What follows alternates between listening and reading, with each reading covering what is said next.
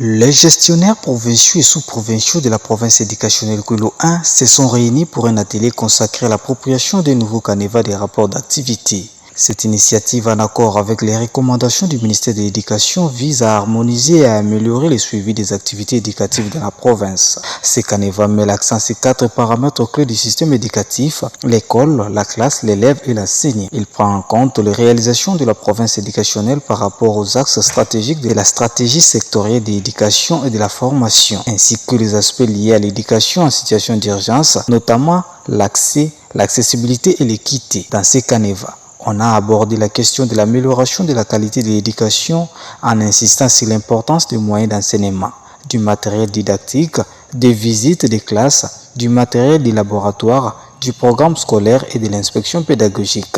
Enfin, une attention particulière a été accordée à la gouvernance, à la gestion et au pilotage du sous-secteur, ainsi qu'à la mise en place du plan quinquennal 2024-2029. À sa prise de parole, le prophète Hervé Mugueta a rappelé aux participants l'importance du respect des instructions officielles avant d'expliciter le pourquoi de ces assises. Alors nous avons estimé qu'on devait réunir tous les acteurs pour qu'on puisse ensemble exploiter ces canevas et donner aussi de nouvelles orientations en rapport avec les dernières instructions qui concernent le patriotisme. Cet atelier marqué par des échanges animés et un partage d'idées a permis à l'inspecteur principal Roland Kizini d'éclairer l'assistance sur la question soulevée à l'utilisation abusive du point E13 par nombreux gestionnaires.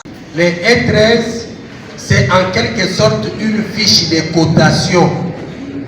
Ce sont les points scolaires. Ça, c'est l'école qui compte. Parce que ce n'est pas l'inspection qui présente, qui demande aux enfants de faire l'examen de l'école. L'examen scolaire se fait au niveau de l'école. L'inspection met à la disposition de chaque école une fiche de cotation de ses enfants. Les participants ont exprimé leur satisfaction à l'image du coordonnateur provincial des écoles conventionnées kimbanguistes.